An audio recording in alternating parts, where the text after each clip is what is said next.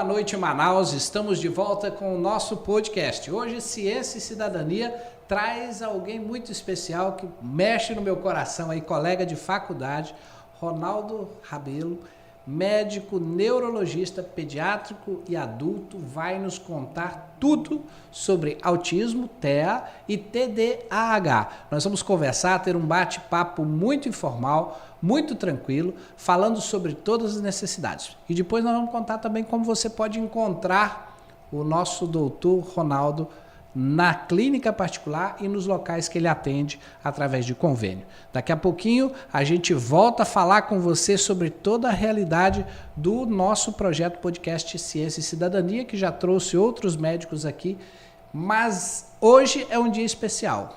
Colega Ronaldo, muito obrigado pela sua presença, por atender o nosso convite, por aceitar estar aqui conosco. É de coração que eu lhe agradeço pela sua presença. Fique à vontade, o microfone é todo seu. Obrigado, Clebson. Obrigado pelo convite. É uma honra. O Clebson é meu colega de faculdade, então tivemos boas histórias na época da faculdade. E sempre é uma honra contribuir com informação, com conhecimento, principalmente para um público que está aí sedento em busca de saber mais. Obrigado, Ronaldo. Temos aqui a presença do Alexandre, que está aqui na técnica conosco, nos dando maior apoio. As pessoas podem participar, entra lá no nosso link, faz a participação no YouTube junto conosco, Ciência e Cidadania, mande suas perguntas. Quando a gente estiver andando lá para 35 minutos mais ou menos de programa, a gente abre um tempinho e conversa e responde as perguntas de vocês. Mas entrando agora direto, como está a vida nesta área da neurologia? Falar um pouquinho para a gente descontrair enquanto as pessoas vão entrando para conversar conosco. Essa área da neurologia. Eu lembro que você era tinha uma queda pela clínica, depois avançou um pouquinho na neurologia, e o que levou o Ronaldo a ser um neurologista de renome na cidade de Manaus, e também soube que você atende em Boa Vista. O que te levou para a neurologia? Então, realmente foi uma história engraçada, eu digo, não foi algo planejado, não era a ideia inicial, mas eu me apaixonei pela neurologia enquanto estava cursando a clínica médica. Era um módulo da residência e tive professores assim excepcionais, colegas de residência também excepcionais, de forma que foi uma área que é muito difícil, sem querer diminuir ou menosprezar as outras, né? Exatamente. Mas é uma área difícil, mas que ao mesmo tempo, quando você começa a entender o sentido das coisas, se torna muito mais fácil, né? Eu tive professores que me permitiram isso, entender que se o paciente se movimenta de um jeito diferente, existe um motivo biológico, orgânico para isso. Ou até mesmo pode não existir, uma questão psiquiátrica, mas existe um motivo. Então, quando você começa a entender que existe um motivo, é muito mais fácil de você pensar que aquilo é algo que você consegue trabalhar com aquilo, com aquelas situações. E foi dentro da neurologia que eu comecei a me apaixonar pelos transtornos do neurodesenvolvimento, no caso o autismo e o TDAH, exatamente por atender pessoas com essas situações, com essas condições, e foi algo natural. Realmente gostei daquilo. Quem convive comigo sabe que eu gosto muito de atender criança, eu costumo brincar que criança não mente, e quando mente é porque tem um bom motivo. Então foi uma área que realmente foi me atraindo assim que eu comecei a ter contato, e foi a área que eu enveredei hoje e sou muito satisfeito por ter encontrado. Realmente foram coisas que foram aparecendo de forma espontânea na minha vida sem que eu planejasse. E então, realmente deu certo. Que legal, Ronaldo. Nós estávamos conversando aqui em off antes, e você comentando comigo que hoje você assiste em torno de 1.000 famílias praticamente, tanto nos consultórios onde você atende. E para nós entendermos a magnitude desse universo do autismo e do TDAH, né? Que é um universo ainda, mesmo você atendendo 1.000 pessoas, existem outros colegas que também atendem milhares de pessoas, e mesmo assim nós não conseguimos suprir a demanda. Nós temos uma carência de uma rede de assistência, tanto no público quanto no privado. Nós estávamos conversando aqui sobre a carência de profissionais terapeutas ocupacionais na cidade de Manaus. Como é que você observa esse universo do mercado da assistência? Porque, querendo ou não, a medicina também é um mercado que busca atender tanto no público quanto no privado. Hoje, como que está essa realidade de rede estruturada de assistência, tanto no público como no privado? O que você acha? Certo, Cleverson. Realmente, de alguns anos para cá, isso se fala muito na mídia hoje, aumentou muito o número de casos de autismo. A gente vê isso na prática, é fato. Depois a gente pode até comentar um pouco em relação a causas para isso. Mas o fato é que aumentou muito o número de casos e eu diria que tanto na rede pública quanto privada ninguém estava preparado para isso. Mas no privado normalmente as coisas são mais ágeis. Então, muitas pessoas conseguiram se organizar mais rápido, né?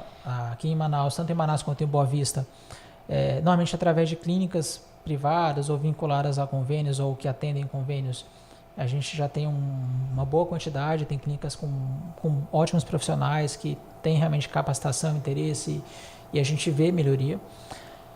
Mas infelizmente a gente não tem essa mesma realidade no público, né? A gente sabe da carência, também de novo, tanto em Manaus quanto em Boa Vista, de locais de referência para essas crianças, para essas pessoas, porque não são só crianças, mas para que essas crianças tenham acesso à intervenção apropriada. E em que pese que muitos se questionam, precisa de tanta terapia assim, né? A gente trabalha com ciência, a gente precisa trabalhar com o que tem evidência científica. Então, as terapias têm sim uma carga horária significativa, vamos colocar aí de muitas horas a dezenas de horas por semana para uma criança, é quase um trabalho, né? De trabalho do adulto. Mas a ideia é porque a criança precisa fazer muito aquilo para ela aprender. Então, se uma criança, por exemplo, não aprendeu a socializar bem até 2, 3 anos de idade, normalmente nessa idade já tem a possibilidade de receber o diagnóstico de autismo com muita segurança, ela vai precisar ser ensinada, por assim dizer. Se me permite uma parte, só para falar assim, porque muita gente está falando que com 1 ano de idade é possível fazer diagnóstico. É possível? Eu tenho minhas ressalvas, tá? Eu sigo a orientação que existe ainda internacionalmente, o diagnóstico a partir de 1 ano e meio. Embora a gente consiga ver, sim, critérios, sintomas ou sinais. Né? Mas para fechar o diagnóstico, o ideal, assim, o padrão ouro, qual seria? Então, vou já chegar lá. A ideia, assim, quando a gente conversa com os pais, a gente frequentemente vê que já existia alguma coisa em muitas crianças, desde os primeiros meses de vida.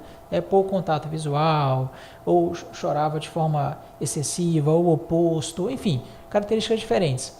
Mas os pais de autistas vão lembrar do que eu vou falando, mais ou menos 1/4 dos casos são autistas regressivos, são autistas que se desenvolveram normalmente no primeiro e segundo ano de vida e a partir dali passam a regredir em habilidades que eles previamente tinham, eles perdem habilidades e dali passam a se encaixar dentro do espectro autista. Ou seja, se essas crianças fossem avaliadas com 1, 2 anos de vida, elas provavelmente não preencheriam critérios para autismo, talvez se encaixasse como uma criança completamente saudável, sem nenhuma alteração, ou com alguns critérios, ou com algumas situações mais inespecíficas que não preencheram critérios, e a partir de um certo momento, normalmente entre 1 a 2, no máximo 2, 3 anos de idade, elas passam a ter o quadro bem desenvolvido.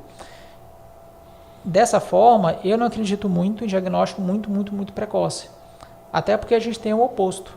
Crianças que foram subestimuladas, eu já tive paciente que morava em zona rural, morava ele, o pai e a mãe, numa fazenda. Então o contato dele era com o pai, com a mãe e com animais. É bem provável que essa criança demore um pouco mais para falar. E está normal, ela não tinha necessidade de falar muito. Então ela tinha que aprender outra habilidade, tinha que aprender a correr, subir, descer, etc. Mas não para falar grandes coisas, né? Então essa criança tendo menos estimulação, é esperado que ela tenha algum atraso. Agora é óbvio, se a criança chegou com 3, 4 anos de idade e não falou nada, a gente tem que repensar esse diagnóstico. Mas um atraso ou uma evolução menor do que uma criança que mora na cidade, por exemplo, em relação à evolução dessas habilidades, é bem esperada. E aí, até a gente estava falando antes de começar a live em relação a fatores, uma outra coisa que a gente acabou falando pouco, mas é a questão das telas, né? Eu não sou xiita no sentido de dizer que foi um comentário, uma comparação, mas que os pais não vão usar a tela, não vão deixar os filhos assistir tela. Eu não acredito muito nisso. Quando um pai diz, meu filho não usa a tela nunca, eu duvido mesmo. Mas, por outro lado... A inserção precoce na tecnologia seria um fator ruim ou bom? É um fator ruim, né? O que se entende do ponto de vista científico. Aquele negócio de interter a criança, dá um tablet para ela, um celular na mão dela. Até para estimular, né? Para vai ficar mais inteligente. Mas a tela tem uma dificuldade porque a tela ela não muda. Deixa eu explicar melhor. A criança, nos primeiros anos de vida, ela é uma esponjinha. Tudo que ela vê, ela internaliza. Tudo que ela vê. Se ela vê o pai fazendo uma certa coisa, ela vai aprender que aquilo é normal. Se ela vê que a mãe faz certa coisa, ela vai aprender que aquilo é o normal. Então a criança é uma esponja. E aí, óbvio que uma das coisas que a criança aprende é a comunicação, a interação social, aprender as regras sociais, o que falar, o que não falar, como se portar, como o rosto se movimenta, que tem que olhar nos olhos, assim vai. E a tela não oferece nada disso. A tela até te oferece uma diversão, por assim dizer, algo que te entretém, que mantém a atenção, mas que não tem essa troca, a tela não tem a troca.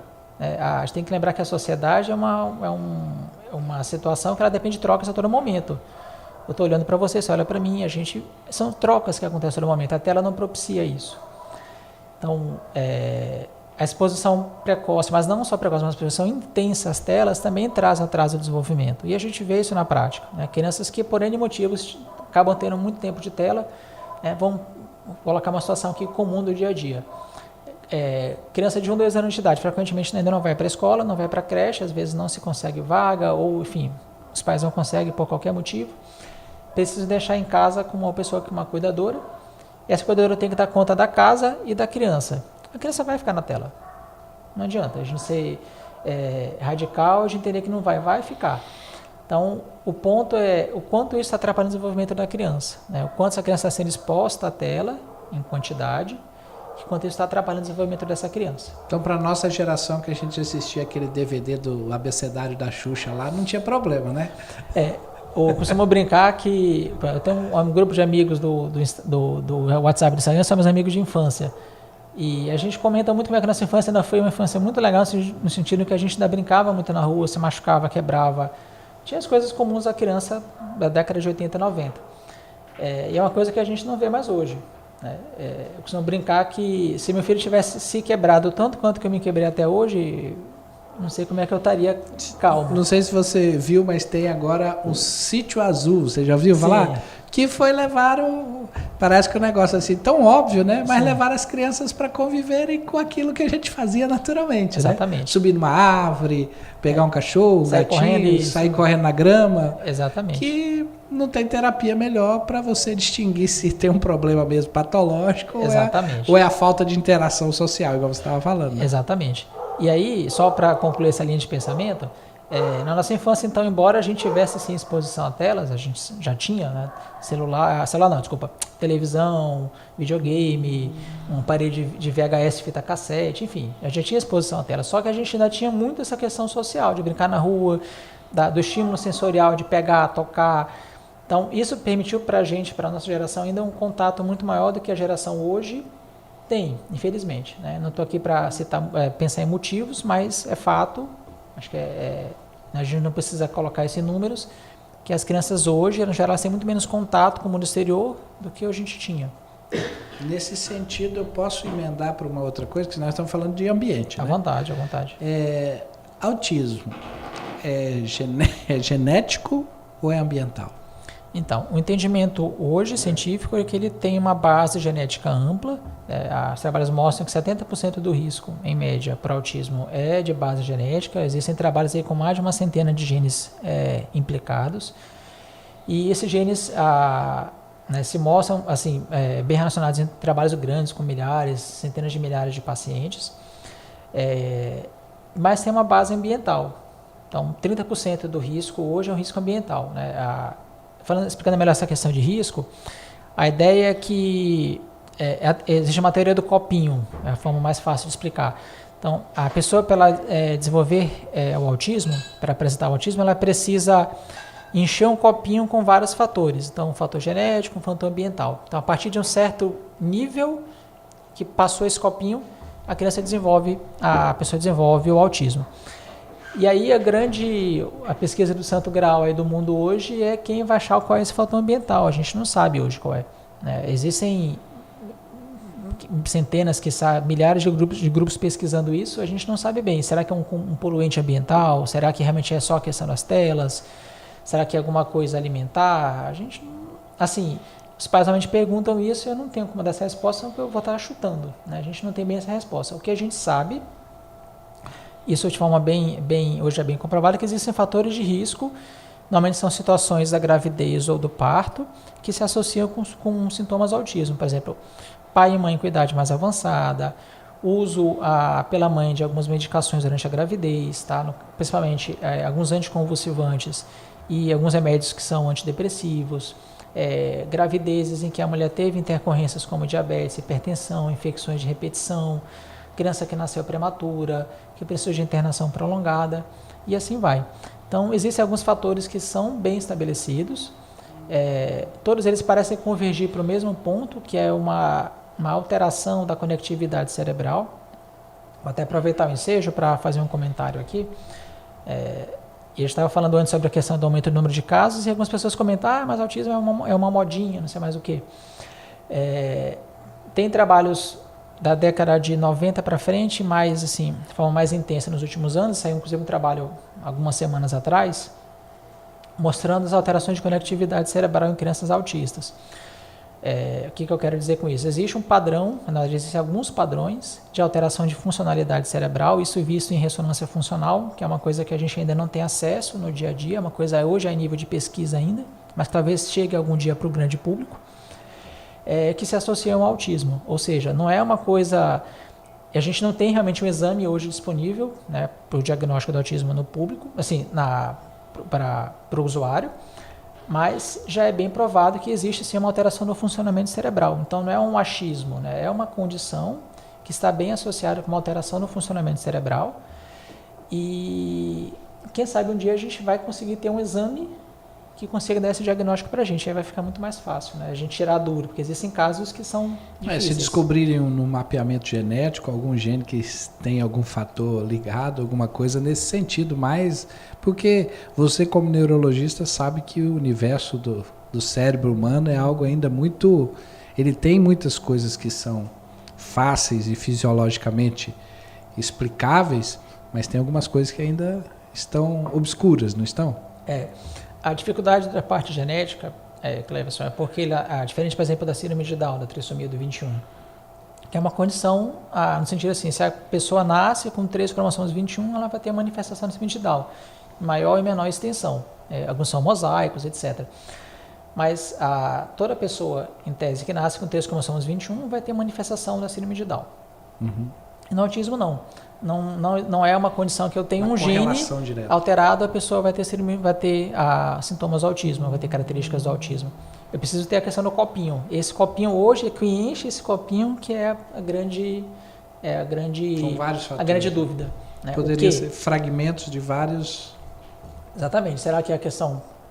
será que é a questão do microplástico? É algum poluente ambiental? Tem muita gente que faz pesquisa de metais pesados, e é uma coisa que a gente não tem uma correlação bem positiva. Como nós falamos antes, o autismo é uma condição que é bem democrática, né? Atinge pessoas de classe A até a classe E, atinge pessoas em diversas regiões do mundo, então não é algo que eu possa dizer que não, é só no Brasil ou só não.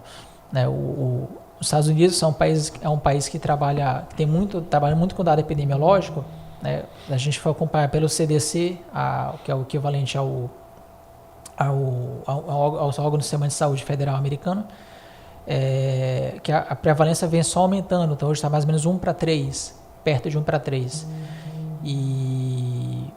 Então é algo que a gente não sabe o que, é esse componente ambiental, ou pode ser vários algos, que está se somando ao copinho, porque a base genética sempre esteve. Né? Embora existam mutações, é difícil pensar que exista tanta mutação nova, só a mutação sozinha justificaria o autismo. Existe alguma coisa ambiental que a gente não sabe o que. Né? Eu digo que se eu soubesse para vocês eu diria, porque realmente eu não sei, porque a gente não tem essa resposta. Ainda está na fase de estudo, de desenvolvimento de pesquisa, é algo muito novo, parece que 2000 que houve mais, do início do milênio, né, que houve um avanço maior nesse sentido. E eu queria fazer uma pergunta para você na questão educacional. Antes da gente entrar para falar e caracterizar alguma coisa dentro dos tipos, né, que nós temos 3 níveis ali que são avaliados, inserção na escola desde o início, quanto mais precoce possível, é necessária, é algo indispensável, vale para todos? O que você tem de opinião? Eu acho que nós temos opiniões similares aí. Acredito que sim. Assim, a escola, eu costumo falar que a escola é sempre interessante, mas às vezes a escola não vai ser o melhor para a criança naquele momento. Principalmente em crianças que têm muitas dificuldades, e ali no começo da vida, em idade pré-escolar mesmo, 2, 3, 4 anos de idade, essas crianças podem se beneficiar muito mais de uma intervenção intensiva, muitas vezes fora do ambiente escolar, ou pelo menos part-time, né? Parte na escola, parte fora, para que possa desenvolver habilidades para dali depois seguir em paralelo com as crianças, colocar assim, consideradas neurotípicas. Então, sempre que possível, sim, eu peço que vá para a escola, mas, por exemplo, uma criança que precisa de uma carga horária, vamos colocar um número aqui hipotético, de 30 horas de intervenção por semana, mais a escola, a criança não vai aguentar. É o que nós estávamos comentando antes. O ideal, até 6 anos de idade, se ela tem algum problema, é terapêutico, não é educacional, né? Exatamente. A gente focar no terapêutico. Vai ter a importância da educação? Vai, mas primeiro tem que tratar, tem que cuidar, nivelar, saber que nível está, né? E hoje, dentro desse cenário, eu quero colocar meu filho na escola, mas eu tenho que saber o diagnóstico. Hoje é fácil diagnosticar, é fácil diferenciar, pode ter as duas coisas juntos, pode ter autismo e pode ter TDAH.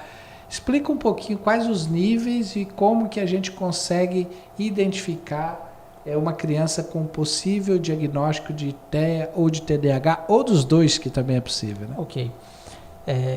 Cada vez mais os pais têm vindo mais cedo em relação a essa procura, o que é ótimo, que permite um diagnóstico mais precoce, uma intervenção mais precoce. Ambas as condições são diagnosticadas com base em critérios, elas não têm exames, nem para o autismo, nem para o TDAH. E, eventualmente, a gente solicita assim, exames com a ideia de fazer o diagnóstico diferencial. Por exemplo, uma criança que tenha tido um parto bem complicado, um parto prematuro, com internação prolongada, pode ter alguma lesão cerebral que atrapalha a fala, por exemplo. Mas o diagnóstico formal depende de critérios. Para o TDAH, em específico, a ideia atual é a gente dar o diagnóstico um pouco mais tarde, tá? E já vou explicar o motivo. A gente não pode esperar que uma criança de 2 anos de idade tenha o mesmo comportamento de uma criança de 4, 5 anos de idade, tá? E essa é uma criança, independente dela ter alguma alteração de desenvolvimento ou não. É esperado que uma criança de 2 anos de idade ela tenha tido muito menos oportunidade de aprender do que uma criança de 4, 5 anos de idade. Então, uma criança mais velha normalmente já é para ter mais tempo de atenção, conseguir ficar mais tempo sentado, conseguir ter melhores trocas sociais, melhores comportamentos. Então, a ideia hoje de um diagnóstico formal de TDAH tende a ser mais próximo dos 4, 5 anos de idade. Tá? Embora muitas vezes a gente tenha a suspeita mais cedo, existe um sinal que é muito típico do TDAH ainda na lactância, embora obviamente não específico, que é a criança que dorme pouco. Quando a gente pergunta, a grande parte dos pais fala isso, meu filho sempre dormiu pouco, sempre foi difícil para dormir, sempre foi muito irritado para dormir. E óbvio, como eu falei, isso não é específico para o TDAH, mas é bastante comum. E a gente vai ver que depois, muitas dessas crianças, né, pesquisando retrospectivamente, tinham essa dificuldade para dormir desde os primeiros meses de vida. E como a gente falou, para autismo não, eu posso ter um diagnóstico bem mais cedo. A partir de 1 ano e meio a gente consegue ter um diagnóstico assim, com segurança. Diria para vocês que na maior parte das vezes, entre 2 e 3 anos, a gente consegue ter uma certeza boa do diagnóstico, tá? Assim, sem achismo, realmente perante critérios. E, assim, os critérios diagnósticos para autismo, eles exigem a documentação de um padrão persistente de dificuldade na interação e comunicação social e também um padrão persistente de comportamentos restritos, que pode se manifestar como comportamentos repetitivos, do tipo, muita gente fala do flapping, de andar na ponta dos pés, mas existem quaisquer outros movimentos repetitivos podem ser classificados dessa forma dentro de critérios. Crianças que têm muita aderência à rotina são pessoas que normalmente são muito, a gente usa o termo rígidas, tem rigidez cognitiva ou rigidez comportamental, em que elas não gostam de variações. Então, se puder ficar tudo sempre da mesma forma, maravilha. E às vezes os pais falam, quando mexia lá no brinquedo ele já ia rapidinho organizar tudo de novo. Ou, por exemplo, se você muda o caminho que vai de casa para a escola, a criança já reclama. Ela gosta sempre da mesma coisa. Às vezes não gosta de variar, por exemplo, alimento. Uma das queixas comuns do consultório é isso. Doutor, isso aqui é comer sempre a mesma coisa. Eu já tive paciente que só comia salsicha com macarrão. E tem outro paciente que acompanha comigo agora que ele tem uma seletividade muito grande ele come só abacatada, basicamente. Tem uma predisposição também pela questão da cor, né? Tem gente que só come comida numa cor, tem sim, essa coisa também, né? Tem a questão da textura também, a gente também vê muito no dia a dia. A questão de uma textura mais úmida, uma textura mais seca, eles não aceitarem, né? Independente de ter dificuldade para engolir, não é por dificuldade da deglutição, é realmente aquela textura incomodar a pessoa. Eu atendo adultos, né, também autistas, e o que eles normalmente falam é isso, a questão sensorial que a criança tem, às vezes a criança chora, fica agressiva, o que eles normalmente falam, incomoda, não é necessariamente dor, mas incomoda. Então, a descrição do adulto que normalmente já consegue dizer isso pra gente é essa. Aguça os sentidos, vamos colocar, os sentidos ficam aguçados? Tá bom. Então, as questões sensoriais são muito frequentes também. E te diria assim, dentro desses dois critérios principais, a questão da comunicação e interação e a questão dos interesses restritos, o que acaba ajudando mais o diagnóstico do autismo é a questão dos interesses restritos. Por quê?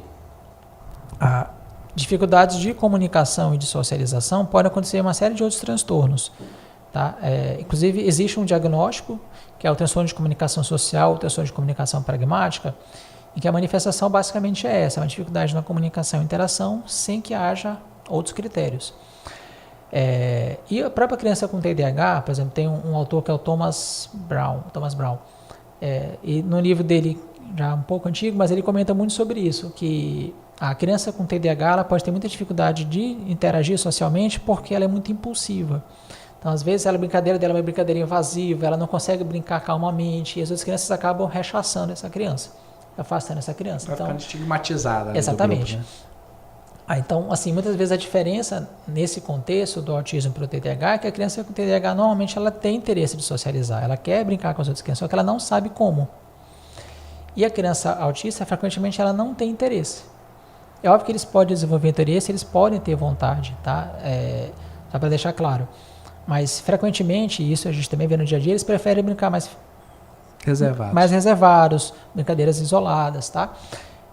Embora isso não seja específico, né? E pode ter as duas coisas? Ele pode ser autista e TDAH? Pode. A literatura varia muito nessa casuística, mas alguns trabalhos mostram que até mais de 50% dos casos tem as duas coisas. E um dado engraçado, né? Engraçado modo de falar, mas quando existem as duas coisas, as duas situações, frequentemente o TDAH ele é mais sintomático, ele chama mais atenção do que o autismo. Tá? A literatura mostra isso bem, que muitas crianças tiveram diagnóstico primeiro só de TDAH, e assim, diagnóstico formal. Dominante. De que foi assim, foi realmente avaliado, né, um diagnóstico, as pessoas foi feito diagnóstico, mas não se identificaram sintomas de autismo. E só no segundo momento, já em idade escolar, mais para frente, que os sintomas de autismo ficaram mais exuberantes e a pessoa pôde ter o acesso ao diagnóstico, receber o diagnóstico. Só para finalizar a tua pergunta em relação ao diagnóstico, a gente ainda vê uma certa preocupação no sentido que toda criança com TDAH é agitada. Não necessariamente. Tá? TDAH é sigla para transtorno déficit de atenção e hiperatividade. E do ponto de vista de diagnóstico, essas crianças elas têm um tripé de manifestações, que incluem déficit de atenção, hiperatividade e impulsividade. Nem sempre na mesma intensidade. Tá? Tanto é que existem os subtipos, ou na verdade as apresentações. Então, enquanto no autismo a gente tem níveis de suporte, 1, 2 e 3, que correspondem de forma grosseira aos antigos graus, no TDAH a gente não tem grau, ou pelo menos não de forma clássica. A gente tem apresentações, a pessoa ela pode ser predominantemente desatenta, e o desatento é aquela pessoa que está sentado, e normalmente é o que demora para ter diagnóstico, porque ele não dá trabalho, ele está sentado no cantinho dele falando e está pensando longe. Não está prestando atenção na aula, o pai está falando, ele não está escutando, ou não está prestando atenção. Mas não dá trabalho, né? Não é bagunceiro, agitado.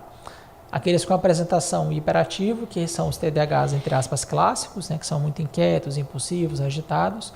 E aqueles que têm manifestação dentro dos dois lados.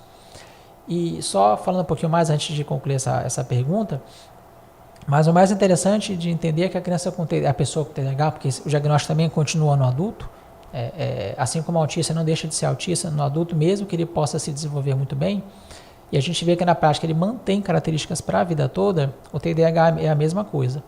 Ele sempre vai manter características para a vida toda, embora a maior parte das pessoas com TDAH tendem a se desenvolver bem, ou pelo menos de uma forma razoável ao longo da infância e adolescência. Então, as pessoas com TDAH, elas têm o que a gente chama de disfunção executiva.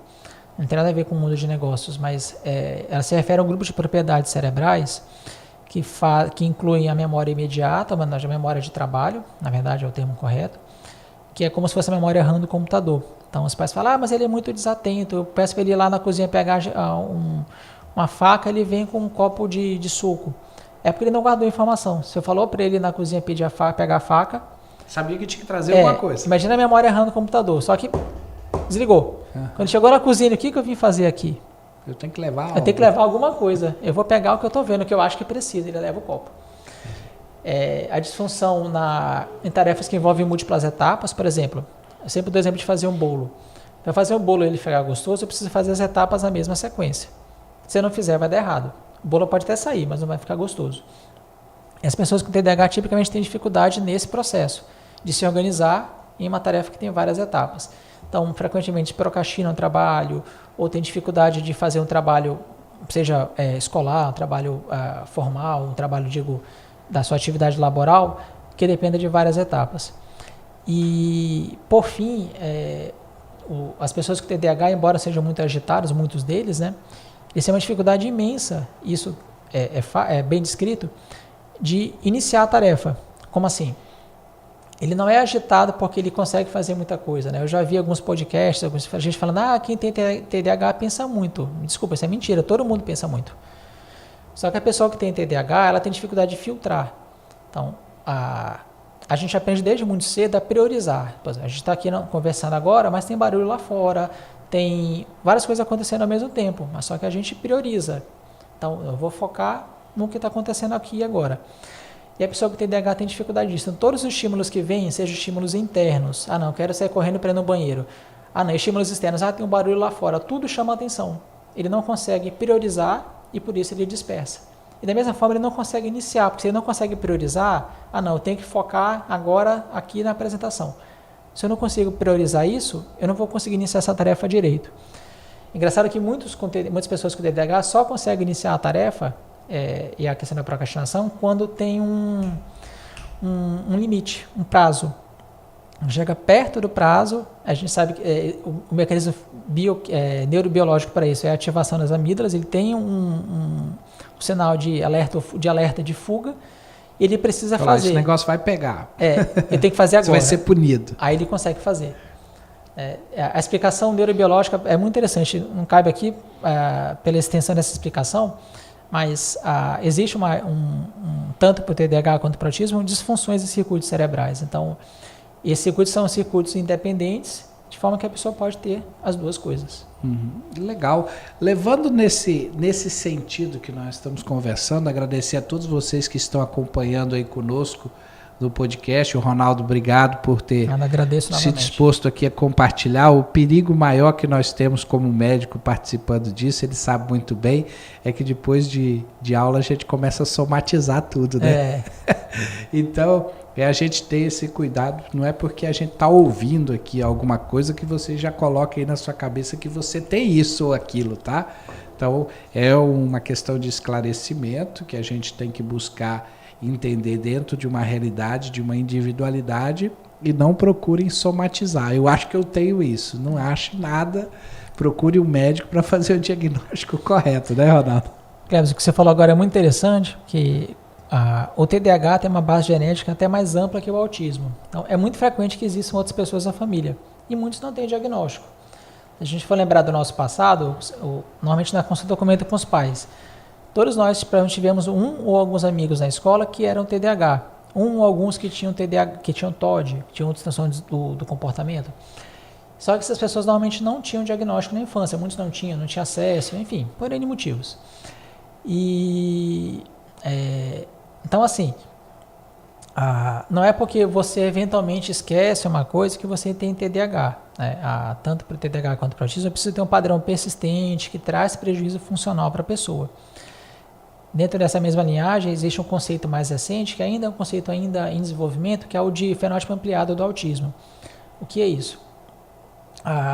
tem sido cada vez mais frequente, né, essa percepção em parentes de pessoas autistas, em que quando você dá o diagnóstico no filho ou na filha, você vai investigar o pai ou mãe, eles tinham algumas características, mas não todas. Ou seja, não preenche critérios para autismo, mas já tinha alguma coisa. Aquela pessoa que sempre foi mais fechado, mais isolado, ou que tem um padrão muito restrito de comportamento. E lembrar que todas essas características também têm outras condições que geram sintomas parecidos, tá? Por exemplo, nem todo mundo precisa ser expansivo, a gente precisa ter isso em mente. Hoje trabalha-se muito com esse conceito que toda criança que já é mais fechada é autista. Está longe disso, né? Existem pessoas que são mais fechadas e ponto, isso está normal, né? O ponto ali, o grande, o que permite a virada desse entendimento é o quanto isso traz prejuízo para a pessoa. Você não é uma pessoa que gosta de ficar mais na dele, mas interage quando precisa, conversa, consegue se fazer entendido, consegue entender, não sei até que ponto isso é algo que seja patológico. Existem diversos transtornos psiquiátricos que trazem comportamentos parecidos, tá? Então, um dos critérios para o diagnóstico do autismo no adulto é documentar que sintomas aconteciam desde a infância, porque existem transtornos de personalidade que podem se manifestar de forma parecida com o autismo. Existem transtornos dentro da linhagem psicótica que também podem se manifestar com alguns sintomas dentro do autismo. Porque a gente tem que lembrar que o DSM-5 não tem só essas duas patologias, Isso, tem uma gama enorme, né? Eu comprei recentemente o DSM-5 o texto revisado, da atualização recente, é um livro que, sei lá, tem 1000 e poucas páginas. E agora a gente vai ter que estudar a CID-11, né? Para complicar um pouquinho, que a gente Exatamente. decorou, a gente acabou de decorar a 10, que demora, né? Exatamente. Agora a gente tem que esquecer tudo e ir para a classificação internacional de doenças CID-11, né? Ainda bem que tem os aplicativos que ajudam, né? Para os dois. Então, e essa questão, então, do autismo, dos diagnósticos que são similares, por exemplo, eu conheço pessoas próximas que são pessoas que são muito inflexíveis, que é uma outra característica típica do autismo, assim, de querer sempre a coisa do mesmo jeito, tem dificuldade de aceitar variações, mas que claramente não são pessoas autistas. A gente brincava na faculdade, é o seu Nunga, né? Não adianta que não vai... Isso, pronto, é o seu Nunga. Então, assim, o diagnóstico é baseado num conjunto de características, tanto do TDAH quanto do autismo, tá? E, de forma bem evidente, tem que trazer algum prejuízo para a pessoa. Por exemplo, no adulto, que a gente fala com autismo, com TDAH, o autismo no adulto ele tem duas grandes vertentes, ele se separa muito, né? A criança é uma coisa ainda muito, vamos colocar ali, um sopão, está tudo muito misturado, mas no adulto já separa bastante. A gente tem dois grandes grupos. Aqueles autistas que são autistas funcionais, que são os dentro do nível 1 ou mesmo nível 2 de suporte, mas que adquirem linguagem, que conseguem se comunicar, que têm intelecto preservado. Esses são aqueles que epidemiologicamente estão associados com um bom desfecho, então que podem se tornar independentes do ponto de vista social, funcional, laboral, etc.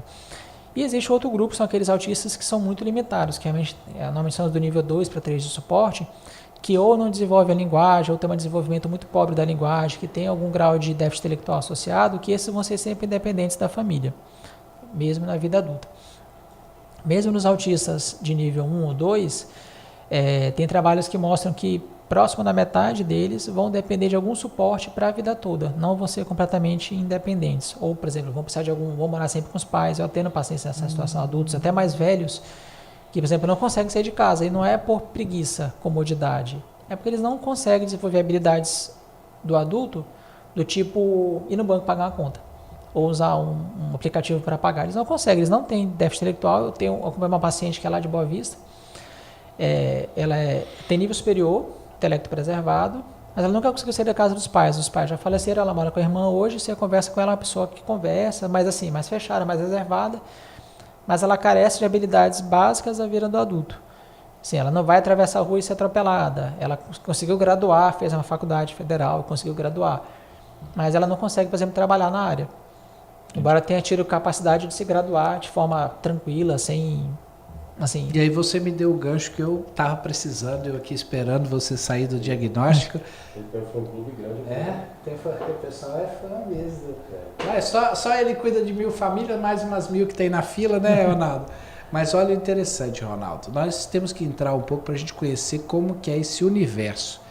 E esse universo ele envolve, além da equipe multiprofissional, que eu gostaria que você colocasse um pouco dessa importância da equipe multiprofissional, a questão da presença do mediador, na questão da escola, que você viu que nós estamos indo por fases, do mediador e do assistente terapêutico. Falasse para mim, dentro dessa sopa que nós estamos fazendo, como que é a importância do trabalho multiprofissional, porque não é só o nosso trabalho médico, mas também de outras áreas, da fonoaudiologia, da fisioterapia, da psicopedagogia, da pedagogia, a psicologia, o que esse trabalho multiprofissional influencia direto no resultado. Nós saímos do diagnóstico, agora vamos entrar um pouquinho na terapêutica.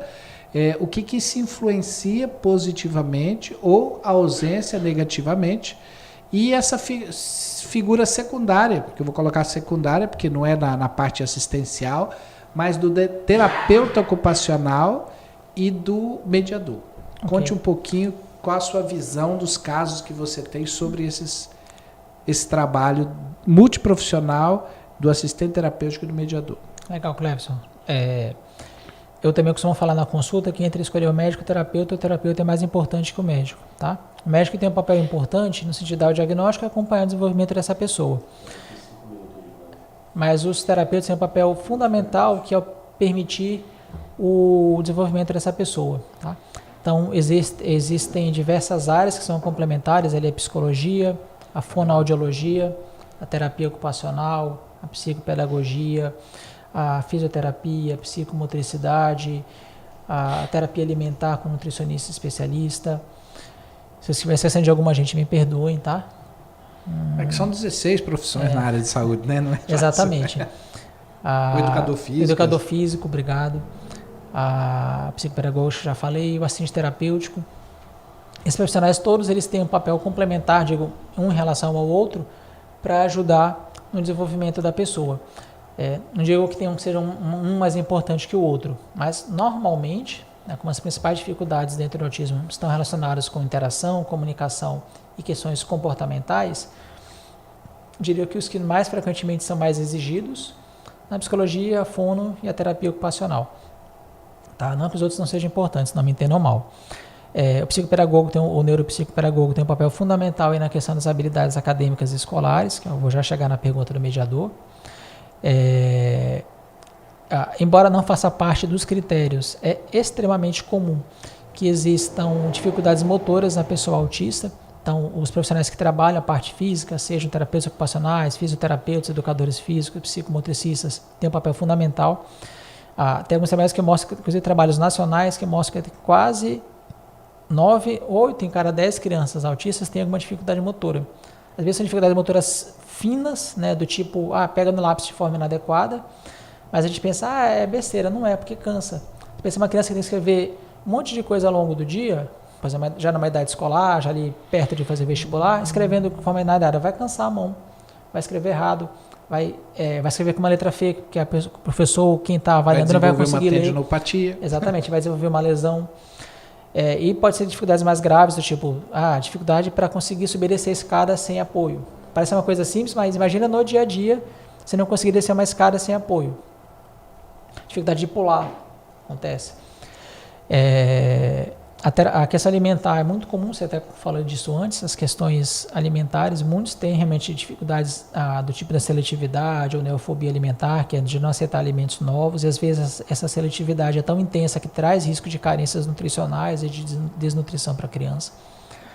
E, de novo, não se confunde um pouco, às vezes o leigo fica, mas normalmente é o vizinho, né, que a gente brinca, a mãe reclama do vizinho ou do familiar, que deixa o menino com fome, não é isso, cara. Já tive mãe que falou, não, doutor, eu fui escutar uma mãe, uma familiar minha, deixei a criança sem comer 3 dias, e a criança não comeu. Ela não vai comer. Ela não come, não é porque ela está fazendo birra, não é greve de fome, não é isso, é porque ela não consegue comer. Como a gente falou mais cedo, a questão sensorial, quando a gente pergunta aos adultos que são autistas, eles falam que aquilo incomoda. Então imagina você sendo obrigado a comer algo que te incomoda. Porque saciar a fome é um ato de prazer. Se você não tem prazer, você não Exatamente. É óbvio que a fome incomoda, a gente sabe disso. Mas imagina que a criança ela não consegue comer, aquilo incomoda. Então, imagina que a criança está sofrendo duplamente. Ela está sofrendo com fome, porque ela está com fome, obviamente, e porque ela não tem algo que ela consiga comer. Né? Então, existe um trabalho do profissional adequado nesse sentido, do nutricionista, para dessensibilizar, para que a criança possa ir comendo melhor gradativamente.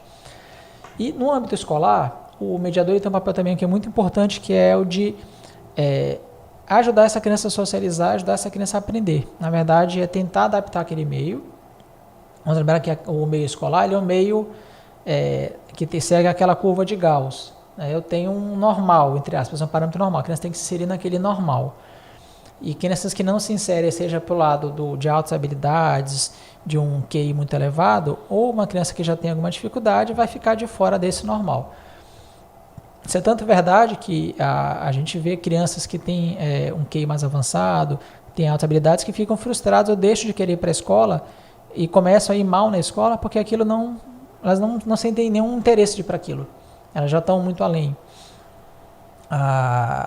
E o oposto, né, que é das crianças com dificuldades, aí sim um mediador tem um papel fundamental nesse sentido, que é o de permitir, né, que a criança socialize, ele vai então intervir nessa socialização e vai também permitir a adaptação ou o ajuste do que está sendo ensinado naquela sala, naquele ambiente, para que a criança possa aprender.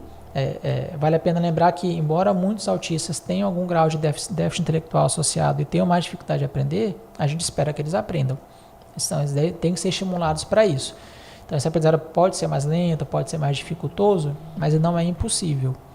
Então, a ideia é que a criança possa ter essa adaptação do que é ensinado para que ela possa aprender. E aí eu já vou até puxar um pouco do teu gancho. Então, a gente começou disso mais cedo. Juridicamente, no Brasil hoje, a recomendação é que não haja separação das crianças, né? Que as crianças ficam todas juntas na sala. Mas, na prática, o que a gente vê é que isso nem sempre funciona, né? Tanto para um lado quanto para outro. Né? Do lado da criança, uma criança que está naquela sala só por estar, sem aproveitar nada, qual é a vantagem disso? Sem que ela possa, por exemplo, ela está perdendo tempo. Né? Não lembro quem foi o autor agora, mas a única coisa nossa que nunca mais volta, a coisa mais cara é o tempo. Então a criança está perdendo tempo, por assim dizer, na escola, sem aprender nada e deixando de poder aprender alguma coisa. E o oposto, desculpa só te interromper, e o oposto é verdade. Aquela classe também vai ter algum prejuízo, vamos colocar assim. Né? A criança, por exemplo, com mais dificuldades, pode ter dificuldade de comportamento, então ser mais agitada, mais inquieta, e acabar que toda a sala vai ter vamos colocar alguma repercussão em relação a isso. Então, tem situações que não tem jeito, a criança vai ter que ter uma educação em separado, uma educação especial. É óbvio que no mundo ideal, quanto mais tempo a criança puder conviver com pessoas ditas, vamos colocar dessa forma, normais ou típicas, melhor. Né? Porque isso vai permitir que ela veja como uma pessoa típica se comporta, ela possa usar isso como molde, como espelho. Mas sabe que isso na prática nem sempre funciona. Desculpa te interromper. Não, você que é o entrevistado, Ronaldo. Eu só queria fazer um adendo para que as pessoas que são defensores da igualdade entendam que existe um conceito muito próximo da igualdade, que é a equidade. Tratar os diferentes de forma diferente para que você coloque todos no mesmo nível. Então, buscar o tratamento igual, buscar a igualdade nem sempre é o melhor no conceito da equidade, né? Exatamente. Então a gente tem esse entendimento que pessoas precisam de cuidados diferentes. Você às vezes colocar uma pessoa que precisa de um cuidado diferente, onde todos são tratados de forma igual, você vai trazer mais prejuízos do que benefícios. E uma coisa interessante, muitas perguntas, né? E nós vamos aqui conversar com vocês. Nós falamos que nós iríamos começar as perguntas com uns 35 minutos, mas já estamos com 50. E Desculpa, eu falei demais. Ronaldo fala bastante e os fãs estão ávidos pelas perguntas e respostas. Vamos aí passar, todo mundo boa noite, agradecer a Ana Paula, Jéssica, Elinéia, Niréia, Níria, Viviane, Jane, Andréia, Larissa, Melise, Karen, Cliciane, Elise, Melise, Luciana. E vamos lá, o que nós temos de pergunta da Karen? Vamos para o clube aqui, viu? Doutor Ronaldo acompanha o nosso filho desde os 3 anos, foi o único que nos abraçou e acolheu, sempre muito bem receptivo e tirando todas as dúvidas. Pedro está com 6 anos e fechou em janeiro o laudo. Parabéns aí, Karen Ponce. Sucesso. que continue aí uma boa terapêutica pelo sucesso do... Tem o nome dele ali, só falou o filho, não tem o nome do garotão. Pedro tá lá. Isso, é o Pedro. Boa noite. Como podemos saber se você tem autismo? Quem devemos procurar? Elis. Então, Elis, essa pergunta ela tem várias respostas, tá? Do ponto de vista médico, o pediatra já pode desconfiar, tá? Não há nenhum impedimento que o pediatra faça o diagnóstico dentro de critérios, mas na prática o que a gente vê realmente essas crianças serão encaminhadas para o neurologista ou para o psiquiatra. E dentre os profissionais que são parte da equipe, normalmente o neuropsicólogo é o profissional que pode fazer a chamada testagem neuropsicológica e fornecer um subsídio grande de informações para a gente, muitas vezes sendo extremamente úteis para o diagnóstico, principalmente quando é um diagnóstico que não está bem claro. Quando o quadro é bem claro, é fácil. Nem sempre esse quadro é tão claro, é tão evidente. E às vezes a gente precisa de ajuda sim, às vezes não. Frequentemente de outros profissionais que possam ter outros pontos de vista e nos ajudar. Só complementar uma última coisa que eu esqueci de falar, você comentou, eu acabei não falando. O do assistente terapêutico. Mas antes da gente continuar com as perguntas, o assistente terapêutico é um profissional que ele trabalha junto com o supervisor e ele vai aplicar uma metodologia de trabalho, seja a ABA, DENV ou outra metodologia, de forma intensiva com essa criança. Então, é um profissional também que é fundamental e que, infelizmente, não está no rol da ANS. Então, é uma dificuldade adicional de suporte para essas pessoas, para os autistas, de conseguir ter acesso a esse profissional. Mas nós não temos nenhum mediador na escola, quem dera assistente terapêutico, né? Exatamente. Acho que é um universo muito longe. E antes da gente ir para a pergunta da Cliciane, eu queria te perguntar, você falou que trabalha em Boa Vista, também 1/3 do seu tempo, 2/3 em Manaus. Existe diferença nesse acolhimento do poder público, dos mediadores que a gente comentou? Você acha que lá tem uma adesão maior? Como é que funciona ou é tudo igual? O que você acha? Eu não tenho números formais para te falar isso, mas a impressão que eu tenho é que em Boa Vista o poder público acolhe um pouco melhor. Tá? A Boa Vista tem o título de ser a cidade da primeira infância, não lembro se o termo correto é esse, mas é a cidade da infância. E o que a gente vê na prática é mais fácil, embora não seja fácil, mas é mais fácil para que a criança consiga ter acesso a um profissional, um mediador, dentro da rede pública em Boa Vista do que em Manaus. Infelizmente, em Manaus a gente tem muito mais dificuldade. Seja porque a população é muito maior, seja por N motivos. Mas aqui o dinheiro também é maior, né? Exatamente. Se a população é maior, é para ter mais dinheiro, né? Assistido, então você acha que pela impressão do consultório, você acha que em Boa Vista hoje na questão mais assistido na parte educacional? Sim. Na parte educacional, sim.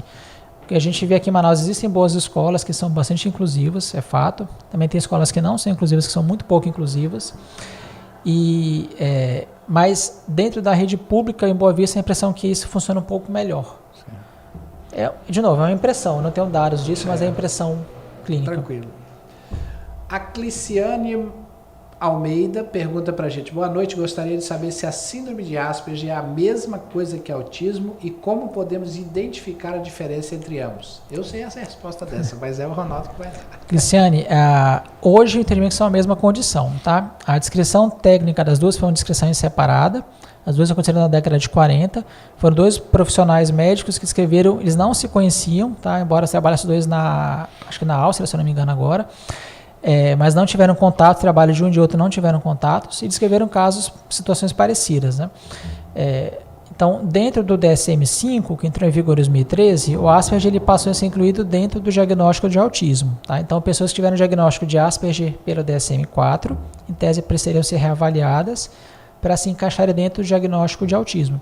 Inclusive, tem trabalhos que mostram que parte das pessoas que tiveram diagnóstico de Asperger ou mesmo de autismo com os critérios antigos do DSM-4, que é um documento da década de 90, talvez não se encaixem mais nos critérios atuais. Mas isso é um pano para outra discussão. Fato é que hoje o Asperger é incluído dentro do autismo. Normalmente as pessoas que se encaixam dentro do Asperger são pessoas que têm manifestações mais brandas, têm menos dificuldade na comunicação e interação, têm menos dificuldade em relação a interesses restritos, tendem a ter maior facilidade a um uso mais funcional desse interesse restrito. Deixa eu explicar melhor. Eu já tive paciente que sabia tudo de Fórmula 1, todos os campeões, a equipe, o piloto de todos os anos. É uma criança de tipo 7, 8 anos de idade que não tinha nenhum motivo para saber isso. Mas você podia perguntar 56, ele te falava na lata. Aí você podia olhar lá e Eles são mais tava. inteligentes ou eles são seletivos? A questão da inteligência... Na média. A questão da inteligência, uma boa parte dos autistas tem algum grau de déficit intelectual, tá? Diria aí, a literatura bota em torno de 1/3, um pouco mais do que isso. Existe um pequeno percentual, sim, que são superdotados, né, que tem que ir acima, mas a maioria está na média. Porque Tá. o Asperger, o pessoal antigamente falava que era alguém acima da média. Isso, procede? não necessariamente. Mas a tendência é que o Asperger ele seja muito mais funcional que o autista, entre aspas, clássico. Aí, só concluindo essa questão do Fórmula 1, assim como eu já tive um outro paciente, que foi até num hospital de convênio aqui em Manaus, que ele também é uma criança, ali, faixa 7, 8 anos de idade, uma família de nível econômico mais baixo. Ele aprendeu inglês sozinho e estava aprendendo japonês sozinho, com 7, 8 anos de idade. Ele estava estudando e assim, ele falava inglês super bem, o meu inglês é muito ruim, fui conversar com ele, peguei o show dele e ele aprendia sozinho, porque ele achava legal. Então assim, o interesse, o hiperfoco dele, o interesse restrito era algo que era muito útil. Então, as pessoas com a síndrome de Asperger tendem a ter interesses mais úteis, interesses mais funcionais. É dito que o Elon Musk da Tesla tem diagnóstico, né? E ele estudava física desde a infância. Eu não sei onde foi que eu li que ele já tinha certeza que dava para fazer carro elétrico, viagem espacial desde a infância. É uma coisa que era completamente anormal para a idade. Quando a criança queria brincar, correr, jogar bola, ele estava estudando física. Para ele foi muito útil, né? Pra gente, Tá aí o geral. resultado. Né? Exatamente. Hilton Oliveira, nosso amigo Hilton, obrigado pela pergunta. Tenho impressão que, havendo dezenas de psicopatologias, temos hoje um número excessivo de diagnóstico com TEA e TDAH. O senhor tem conhecimento de algum estudo nesse sentido? E o que pensa sobre isso? Aquilo que nós falamos, que na sopa do 5 ali, do Sim, DSM-5, tem outras coisas também. muitas outras Exatamente. coisas, né? Tem várias síndromes raras, doenças raras, tem... Exatamente. Existem alguns trabalhos pequenos, não é uma coisa que a gente tem de forma muito específica, mas eu concordo com a tua impressão, no sentido que pode estar havendo sim um sobrediagnóstico, ou um diagnóstico apressado, por isso que ele fala que eu sou um pouco reticente nessa questão de diagnóstico muito precoce de autismo. Muita gente fala, tem que dar diagnóstico com ano. Eu falo, vamos com calma, a criança ainda está sendo estimulada, pode ser que ela venha desenvolver sim, critérios pode ser que não, mas é possível sim que a gente esteja tendo um universo hoje de pessoas que não preencham critérios, que venham que por uma fase transitória da vida ou por questões outras tenham recebido o diagnóstico e que não sejam verdadeiramente possuidoras dessa condição, de uma ou de outra, tá? Mas eu não tenho esses números para te passar. Eu tenho um caso desse, do amigo que o filho foi diagnosticado e alguns 6 meses depois ele passou a falar, começou a interagir e tal. Saiu do espectro. Foi diagnosticado erroneamente. Sim. Não conheço o caso, mas assim, existe... questões pós-traumáticas também, tem vários existe uma outra situação, existe uma descrição na literatura, uma descrição pequena, mas que menos de 5% dos pacientes autistas deixam de preencher critérios, eles se desenvolvem tão bem, isso assim, tendo que seja um diagnóstico que seja bem feito e bem embasado, não um diagnóstico apressado. Mas existe um pequeno percentual de autistas que se desenvolvem tão bem com a estimulação que deixam de preencher critérios, e eles saem do espectro. Entender que quando a gente fala de espectro, porque eu preciso ter um número X de critérios. Se a pessoa não tem todos os critérios, ela não é autista. E se a gente vê muito no consultório, doutor, ele é autista, mas ele, por exemplo, ele é um adulto que tem alguma dificuldade de socialização, mas que começou a ter dificuldade de socialização já adulto. Isso não é autismo. Qualquer outra coisa, mas não autismo. Então eu preciso ter todos esses critérios, do A ao E, numa transtorno pessoa. de pós-traumático, tem Tem várias N possibilidades, aí, né? exatamente. Então existem muitas condições que se assemelham ao autismo e ao TDAH. Por exemplo, vou só concluir a pergunta. No adulto é muito comum a gente ver a dúvida, doutor, será que eu tenho TDAH? Não consigo mais estudar como estava quando era criança. O adulto em especial tem um monte de condições que geram dificuldade de atenção. Por exemplo, se você dormiu mal, você não vai conseguir prestar atenção direito. Então, uma pessoa que dorme mal cronicamente não vai conseguir prestar atenção direito. Uma pessoa depressiva, uma pessoa ansiosa, uma pessoa que toma medicamento, uma pessoa com carência vitamínica, uma pessoa sob estresse. Tem um monte de condições que geram dificuldades temporárias da atenção, ou mesmo até mais crônicas. Uma criança, por exemplo, uma situação de um grande estresse ali biopsicossocial, pode parecer que tem TDAH, ser bem semelhante, mas não é. Você tira o fator causal, a criança volta para o funcionamento que era o funcionamento normal, que deveria ser o funcionamento normal dela, né? A gente vê muito isso na situação de pessoas que tem, quando a pessoa vem com uma queixa de que ele é muito agressivo, não sei mais o que, ele é muito agitado. Aí você vai ver a criança ele só tem esse comportamento num certo ambiente. Opa, você para pensar, será que é problema da criança ou do ambiente? Eu já vi situações em que a criança ela era distratada por não um supervisor, mas uma pessoa da escola, como se fosse tipo um supervisor dele. Então, naquele ambiente ele ficava extremamente agressivo, ele era um adolescente já forte, então assim, ele podia socar o cara facilmente. Ele começou a ter dificuldade de relacionamento com essa pessoa que, assim, só aconteceu na escola. Você via na consulta, o menino ele era um lorde. E chegava na escola com caixinha, o menino quebrou tudo, não sei mais o que, bateu, tu fala, cara, não dá, não parece. Tem várias outras coisas que podem ajudar, né? Exatamente. Aí você vê que, não, pera lá, calma, nem tudo é problema, nem tudo é diagnóstico. Isso eu concordo com o Wilton. Nesse sentido, vamos lá, mais uma pergunta agora da Viviane Costa. Como ajudar a criança com TDAH a lidar com a rejeição? Eu acho que muitas vezes essa rejeição ela começa em casa, no sentido que ou que as pessoas não aceitam o diagnóstico ou que mesmo aceitam, mas têm dificuldade de entender.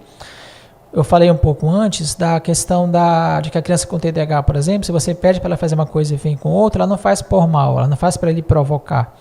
Ela faz porque ela não consegue lembrar.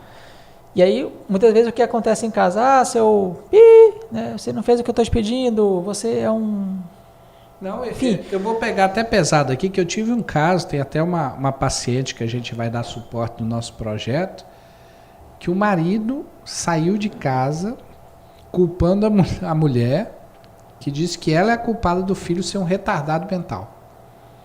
Você imagina o impacto para a mãe, que já cuida da criança sozinha, é uma mãe solo agora, sentindo essa culpa que não é só dela. Exatamente. Né? Que não é dela. Então é complicado. Esse relacionamento não é fácil. Então a primeira resposta que seria dar o suporte em casa e propiciar para a criança, assim, naquele ambiente que ela está sendo rejeitada, leva ela para outro ambiente, troca de escola, leva para a criança para outros ambientes onde ela pode se sentir querida, porque ela tem todo o direito disso. Ali a Cliciane está perguntando para a gente se crianças com autismo de nível de suporte 3 pode, com as terapias, com o tratamento, regredir de nível, passar a ser um autista suporte 2 ou 1. É possível? Sim. O nível de suporte ele se refere a uma capacidade ou incapacidade temporária. Eu digo temporário no sentido que isso ele pode ser mutável ao longo do tempo, tá? Então, assim como a gente espera que a pessoa venha desenvolver habilidades com o tratamento, então, por exemplo, uma pessoa que não fala, que passa a falar, ela desce aí alguns pontinhos dentro dessa questão dos níveis de suporte. Tanto pode piorar quanto melhorar. Exatamente. Essa questão da piora a gente vê na prática com mudanças. Por exemplo, mudança de terapia, mudança de casa, situações biopsicossociais, o pai deixou a família, a criança regride completamente. E aí não é uma regressão biológica, né? Só que é uma questão ambiental. Franci Moura, poderia falar um pouco de transtorno de comunicação social e como identificar? Ok. De forma simplista, bem simplista, tá? A transtorno de comunicação social, ele engloba as pessoas que têm dificuldades no uso social da linguagem. O que é o uso social da linguagem? Por exemplo, você está me olhando aqui, ele faz um rosto que me indica qual é a expressão dele, o que ele está pensando. Ele não precisa falar para isso. Mas quando ele fala, ele pode dar uma entonação que também direciona para o que ele está pensando, querendo, enfim, o que ele está pensando. Quando a gente conversa, a gente normalmente adapta nosso nível de conversa para o ambiente, para a situação. Então, se você está conversando com pessoas que têm um nível econômico educacional mais alto, você tende a adaptar para aquele nível. E o oposto também é verdade.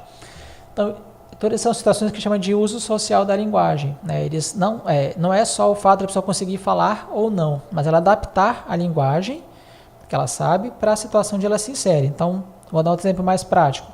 Vamos supor que a pessoa está flertando com alguém, ele vai usar um certo tipo de vocabulário, vai usar um certo tipo de gestos para flertar com aquela pessoa. Onde o corpo fala, né? Exatamente. Agora, se você está no meio de amigos, você vai usar um outro tipo de comportamento. Então, isso é o uso social da linguagem. As pessoas com questão de comunicação social ou questão de comunicação pragmática, que são a mesma coisa, eles têm dificuldades nessa adaptação da linguagem. E por isso podem ter muitas vezes dificuldades de socialização, porque eles não conseguem adaptar. Imagina que a pessoa que chega contigo, sem ser teu amigo, te falando palavrão. Normalmente você já vai rechaçar essa pessoa um pouco, é normal, né? E ver se a pessoa não faz por mal, é o ambiente que ela se insere, ela é acostumada nesse sentido, ela ela não consegue variar. E aí, não conseguindo variar, ela pode ter dificuldade de socialização por conta disso. Nós temos uma série que tem um doutor, né? Né? Exatamente. E ele é pouco sociável. Exatamente. Talvez ele tenha, mas não sei se o dele é voluntário, né? Porque dessa pessoa do centro de comunicação, isso é involuntário. A pessoa ela não consegue, ela não sabe, na verdade. Né? Ela pode, inclusive, ser ensinada a isso. Agradecer aí o Jean, lá de Itapiranga. Temos pessoas do interior que nos acompanham aí, vários municípios. Tenho certeza que lá de Boa Vista deve ter alguém aí perdido que o Ronaldo deve conhecer. Agradecer a todos que estão acompanhando conosco. E vou falar com a Larissa Borel. Doutor Ronaldo, boa noite. Os pais sofrem com o diagnóstico dos filhos? Adoecem junto? Com certeza. A Larissa é mãe de paciente lá do consultório. E ela é uma pessoa bastante ativista no meio do autismo. E com certeza adoecem. Imagine que todo mundo, assim, num mundo, numa sociedade que as pessoas têm poucos filhos, todo mundo quer que seu filho seja o top, o master, plus, mega, power. Inclusive eu estava lendo alguns ensaios esse dia sobre a questão da normalidade. Hoje ninguém aceita ser normal. Todo mundo quer ser o top. E aí quando você tem o oposto, uma pessoa que já tem alguma dificuldade, é muito mais difícil, né? Então o sofrimento é muito grande, né? Tem trabalhos, como a gente comentou, da questão do divórcio, que é muito maior em famílias de pessoas autistas, a questão de tensão de estresse pós-traumático, de tensão de estresse de formas variadas, questão de adoecimento. Tem outro trabalho publicado, acho que ano passado, se eu não lembro bem, que mostrava que as mães de autistas morriam antes por não conseguirem se cuidar mesmo. Então desenvolvem doenças mais precocemente, seja doenças orgânicas ou doenças psíquicas, e tendem a morrer mais cedo, tendem a sofrer mais. É óbvio que nesse contexto, a mãe é quem mais sofre. Eu sei que existem pais que são extremamente assim, carinhosos e cuidadosos com seus filhos, mas a gente sabe que isso não é o usual. O usual é o oposto, né? O usual é que o pai acabe delegando para a mãe essa tarefa, e aí ao fazer isso a mãe é sobrecarregada. Imagina que ela tem na semana passada, circularam no Instagram alguns vídeos, né, de mãe segurando um monte de bolinha ao mesmo tempo. Então, a mãe tem que dar conta de casa, do filho, do marido, da vida social, da vida profissional, da vida familiar. Rapaz, tem que acadêmica. A mãe tem que ser realmente uma super heroína para conseguir dar conta. Tem um estudo, acho que saiu há 2 semanas atrás, que fizeram um comparativo que a mulher, dona de casa, que cuida da família, deveria ganhar no mínimo igual o salário de médico. Com certeza. Né? E imagina uma mãe de autista, eu acho que ela deveria ganhar igual um desembargador, um juiz. Já deveria aposentar. Porque é um trabalho hercúleo, se a gente for avaliar. Com certeza, com certeza. Níria Lucena, conhece a Níria? Não.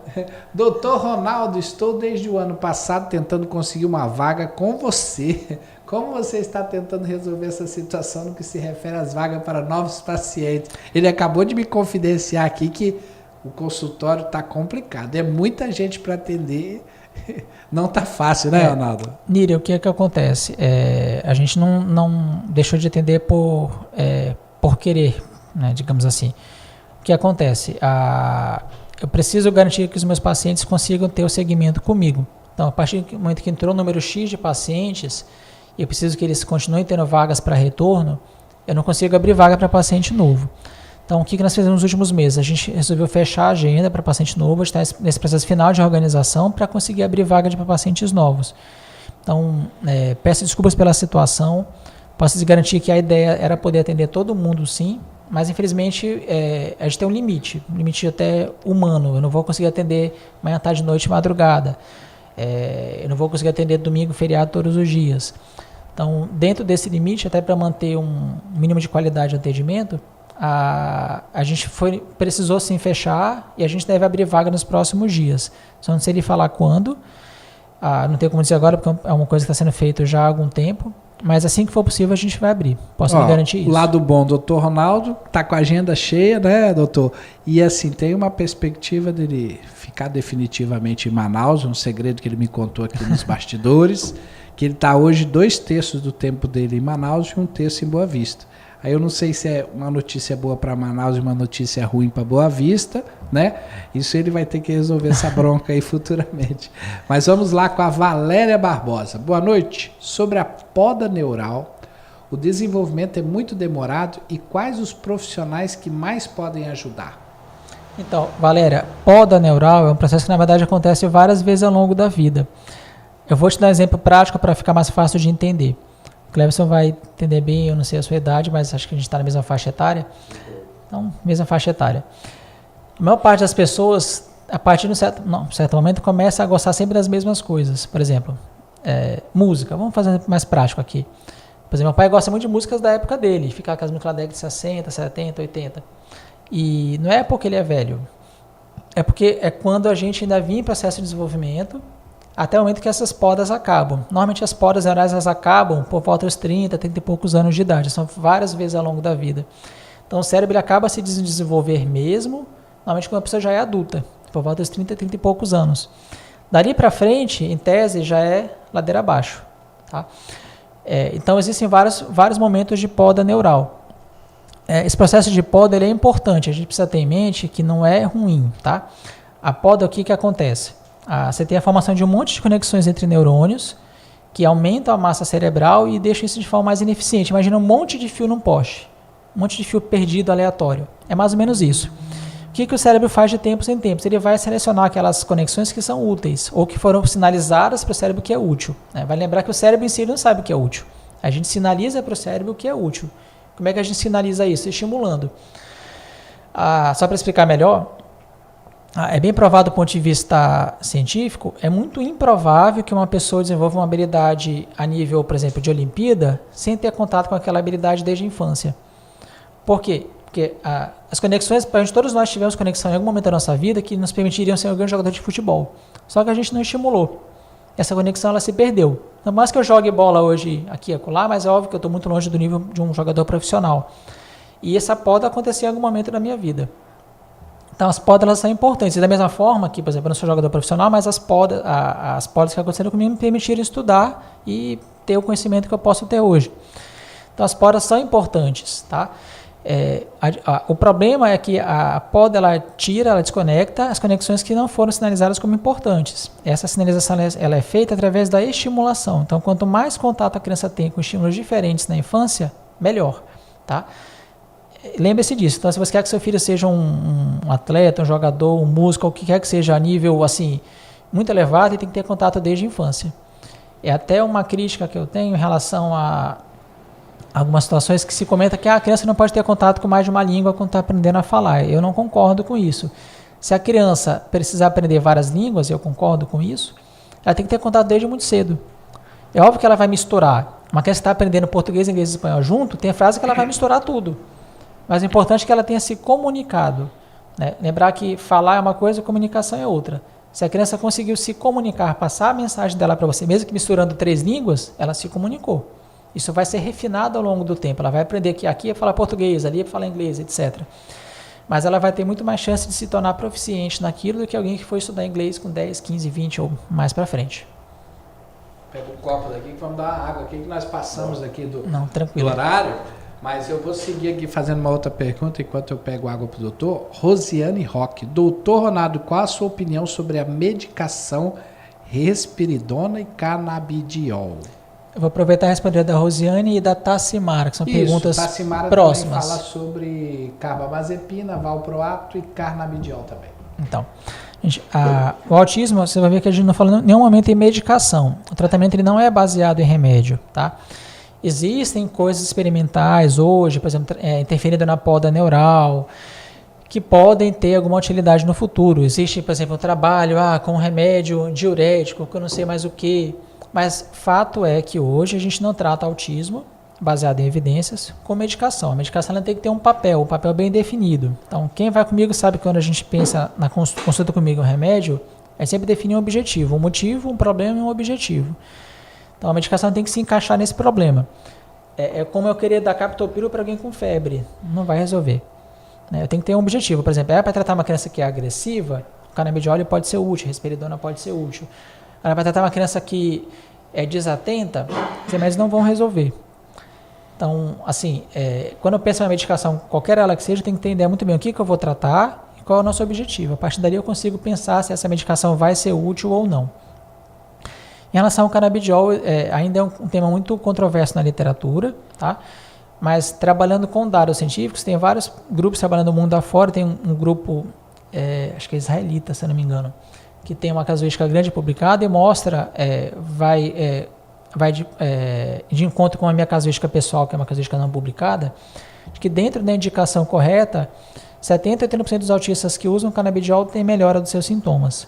Dos sintomas que é para ser tratados com canabidiol, que são agitação, irritabilidade. Pode ser pra todo mundo também, né? Esse é o ponto. De novo, o canabidiol não vai fazer ninguém falar. O canabidiol não faz ninguém prestar mais atenção. O canabidiol não vai servir para um monte de coisas, mas o canabidiol serve para algumas coisas. Dentro da indicação dele, ele é bastante útil, como são as outras medicações. Ele só não é milagroso como se fala. Então, ele é um remédio. Deixar um alerta, né? Aquele remédio que a vizinha que tem um filho autista dá para o filho dela, pode não ser útil, na maioria das vezes, para o seu filho. Cada caso é um caso, né? Exatamente. Então, assim, só das medicações, elas têm indicações. Então, entendendo que o médico que prescreveu tem entendido a parte das indicações, eu não tenho como dizer que seja certo ou errado. Olá, agradecer a todos aí. Olha, não vai dar aqui, depende do doutor, nós vamos dar mais 11 minutinhos, nós vamos encerrar. Geralmente a gente faz com 1 hora, nós vamos encerrar com 1h30, porque eu sei que esse é um universo muito grande. Já deixo aqui de antemão o convite para quando o Dr. Ronaldo tiver uma próxima oportunidade, venha aqui conosco compartilhar mais do seu conhecimento. Só para constar, temos no momento 70 pessoas assistindo simultaneamente. Obrigado Legal. a todos aí e agradecer de coração mesmo pela presença de vocês acompanhando, que multiplique esse conhecimento, depois pegue a disponibilidade aí da aula que o Dr. Ronaldo está dando aqui para nós e repliquem para demais mães, que é muito importante ter esse conhecimento. A Cristiane Souza está falando, Dr. Ronaldo, poderia esclarecer sobre o TOD? Ok. O TOD é a sigla para transtorno opositor desafiador. Eu vou resumir por conta do tempo, mas a ideia é que algumas crianças desenvolvem sintomas que são chamados transtornos disruptivos, em que elas têm dificuldade no controle de impulsos. O que é isso? Vamos supor que um dia eu tenho uma discussão com o Cleverson, discussão qualquer. É bem provável que um fale uma coisa para o outro que não gosta, mas normalmente vai se encerrar nisso. Mas algumas pessoas têm dificuldade nesse encerramento e vão lá, vão agredir outra pessoa fisicamente, verbalmente, vão causar algum dano na outra pessoa, voluntariamente. Tá? E essas pessoas, alguma dessas crianças vão ter critérios para TOD. Então, a criança com TOD... Tranquilo.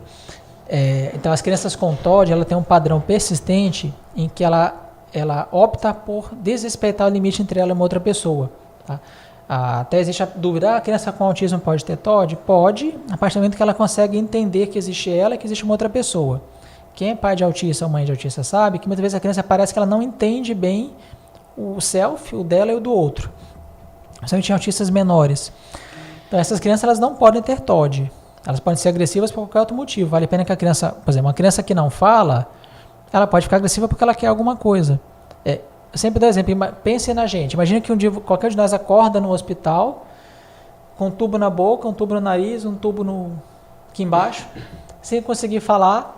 Vocês acham que a gente ia acordar calmo? Provavelmente não. A gente vai acordar agitado. Então, ponha-se na situação de uma criança que não fala, que quer um biscoito. Algumas crianças autistas conseguem, depois de algum tempo, desenvolver habilidade de comunicação não verbal. Existem diversas formas disso. Mas imagine uma criança menor que ela quer um biscoito, ela não consegue falar de jeito nenhum que ela quer um biscoito. Ela não consegue sinalizar, ela não consegue passar o que ela está pensando, transformar de uma forma de comunicação útil. O que ela vai fazer? Ela vai te mostrar de alguma forma, que muitas vezes é uma forma agressiva, porque ela consegue entender, ela percebe que quando ela faz aquilo, ela consegue o que ela quer. Isso não é TOD, tá? A criança com TOD, ela opta deliberadamente por desrespeitar esse limite entre ela e uma outra pessoa. Então, ela cria conflito, ela vai atrás de problema. Não é aquela criança que está reagindo a um problema que aconteceu para ela. Embora as crianças com TOD também reajam de forma desproporcional, tipo, você olha para ela feia, ela vem te dar um soco, é uma reação completamente desproporcional, elas tendem a ter um padrão que elas desrespeitam o outro. Então, elas procuram identificar quem é a hierarquia naquele ambiente, desrespeitam aquela pessoa. Elas tendem a ser maldosas, chegam a ser vingativas. Isso pode acontecer dentro do autismo, mas é mais frequente dentro do TDAH. Né? Então, a associação de TOD com TDAH é mais frequente do que a associação de TEA com TOD. Tá? Tranquilo.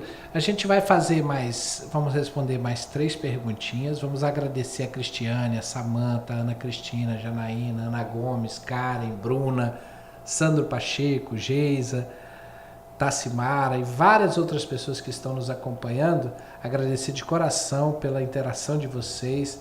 E aí eu vou selecionar falar da Janaína. Vamos falar ali o Sandro Pacheco, somos pacientes do Dr. Ronaldo e foi um privilégio o acolhimento. A dúvida é como podemos ser mais participativos nas terapias, visto que não adentramos a sala durante a terapia. E aproveitar lá a Janaína falando, boa noite, Dr. Ronaldo, nossos filhos são seus pacientes, com a correlação dos neurodivergentes com a herdabilidade genética. E aí já aproveita e já emenda com a questão de como participar mais da terapia. Beleza. A gente falou um pouco disso mais cedo, mas então, tanto o TDAH quanto o autismo tem uma base genética ampla. E na prática, como a gente vivencia isso? Tendo outros casos na família. No TDAH é bastante frequente que existam outros casos, mesmo entre pai e mãe, né, genitores mais próximos de primeiro grau. No autismo nem tanto. Mas lembrar que a gente falou mais cedo do conceito do fenótipo ampliado de autismo, que muitos pais têm características, algumas que não preenchem todos os critérios para autismo, mas, ou seja, já tinha uma base genética ali, o que faltou foi encher o copinho para a pessoa desenvolver todos os sintomas clássicos do autismo. De forma que, embora seja possível, sim, que não haja nenhum caso na família, aquela pessoa seja a primeira pessoa na família a ter algum transtorno do neurodesenvolvimento, a gente vê que na prática o usual que se exista alguma alteração, existe alguém com algum transtorno. Lembrar que existem muitos genes que têm um padrão recessivo, ou seja, preciso ter um gene do pai ou da mãe alterados para que a pessoa desenvolva a doença, uma característica, uma condição qualquer. Então, no autismo isso também pode acontecer. Então, precisa ter um gene que vem da linhagem paterna, um gene que vem da linhagem materna, acontecer na mesma pessoa, se juntar na mesma pessoa para que a pessoa venha desenvolver sintomas. Então, para finalizar essa parte, isso é tão verdadeiro que, por exemplo, não é porque você tem um filho autista que você vai ter um segundo filho autista. Esse risco aumenta, em torno de 3 vezes ou mais, mas não é obrigatório, tá? Então, existem, né, questões genéticas que isso normalmente quem faz é o geneticista, só temos um na região norte, até onde eu sei, que faz a questão do aconselhamento genético. Então, vai buscar junto à família, né, fatores que indiquem risco de desenvolvimento de outras condições, inclusive o autismo. E é comum, eu conheço, não é raro ter 2 filhos autistas. Sim, né? Exatamente. E a questão de acompanhar nas terapias. Se não entra na sala. Assim, pelo menos boa parte das clínicas terapeutas hoje permitem que seja filmado. Eu acho isso uma boa prática. Eu não sei se existe alguma recomendação formal nesse sentido, eu desconheço, pode ser que haja, eu não sei. Mas muitos profissionais, tanto aqui quanto em Boa Vista, permitem eles têm a câmera dentro da sala e permitem que os pais acompanhem em tempo real. Então, eu acho que é algo que pode ser implementado, sim, né, dentro dos locais de terapia. Eu sei que isso tem um custo, tudo, mas é algo que dá segurança, né, para os pais e para o próprio terapeuta. Né? Vale lembrar que a gente teve algum tempo atrás aqui em Manaus aquele caso daquela terapeuta que agredia as crianças. Imagina, eu lembro que na época eu já trabalhava, e muitos pais ficaram... Um dos pacientes que ela agrediu, inclusive, era meu paciente, ou veio comigo algumas vezes. E imagina como é que seu filho, assim, um filho que não fala, como é que ele vai te mostrar? Como a gente falava, a gente chegou à conclusão, a criança mostrou, ele começou a recusar ir para terapia, começou a mudar o comportamento. A criança vai te mostrar de alguma forma que está sendo maltratada ali, só que ele não consegue te falar, muitas vezes. Até colocar uma coisa aqui, nós temos um projeto que nós vamos inaugurar no dia 18 de junho, que é dia de aniversário do meu pai, chamado Projeto Girassol, que nós vamos começar a atender crianças com diagnóstico ou não de autismo e TDAH. É um projeto somente para mãe solo, que esteja em vulnerabilidade social, que não tenha renda ou receba Bolsa Família, e da área próxima aqui do Japim. Então é um projeto piloto para a gente mostrar para o serviço público que é possível fazer.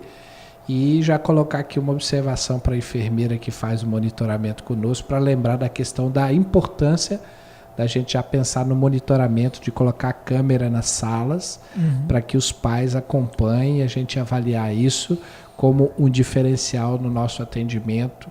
É um investimento necessário, sim, mas que leva um conforto diferenciado para os pais, né? Sim. Então, a gente já vai pensar na próxima semana para a gente tentar viabilizar esse monitoramento. Eu sei que não dá para atender todo mundo, mas a intenção do projeto Girassol, que vai ser implantado aqui pela Associação de Saúde Amazonas Solidária, é um projeto que a gente quer mostrar para o poder público que nós precisamos ter 20, 30 clínicas especializadas em Manaus para conseguir dar conta desse suporte, fazer uma realidade diferente para as crianças. E aí foi um dos motivos que eu convidei o Dr. Ronaldo para vir aqui para conhecer e nos agraciar com o seu conhecimento para que a gente não cometa os erros que provavelmente a gente sempre comete quando está iniciando um projeto novo.